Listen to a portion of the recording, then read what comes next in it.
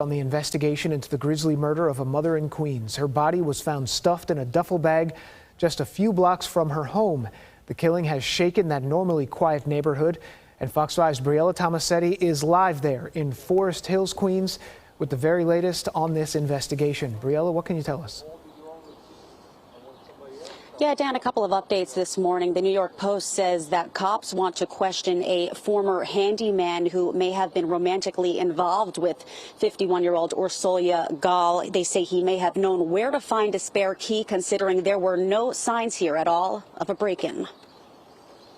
A killer is running around, just butchered someone yards away from our homes, and he's still at large.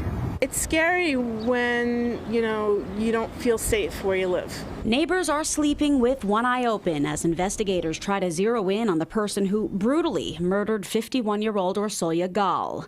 Police are piecing together a timeline of the married mother of two's final hours before her body was dragged and dumped in a duffel bag just a few blocks away from her Forest Hills home. A major piece of evidence, this surveillance image showing an ominous figure dragging what appears to be a duffel bag down a sidewalk hours after Gaal was killed. I found out when I was watching TV. And my wife says, "What happened here?" The NYPD says Gaal's body was discovered just after 8 o'clock Saturday morning on Metropolitan Avenue in Forest Park underneath the Jackie Robinson Parkway after a dog walker called 911. The blood trail led detectives right back to the family home on Juneau Street. That's where they believe she was killed. Police have been knocking on neighbors' doors and combing for evidence over the past several days, looking for leads. It definitely sounds like foul play was involved, and I'm so sad for the family. On Monday, a preliminary autopsy report released by the chief medical examiner's office revealed that Gaal's death was a homicide caused by sharp force injuries of the neck. Police sources told the New York Post she had been stabbed nearly 60 times. I just think the violent death that she endured is a scary thing for a woman in the city. Neighbors say Gaal's husband, Howard Klein, and older son were out of town over the weekend looking at colleges.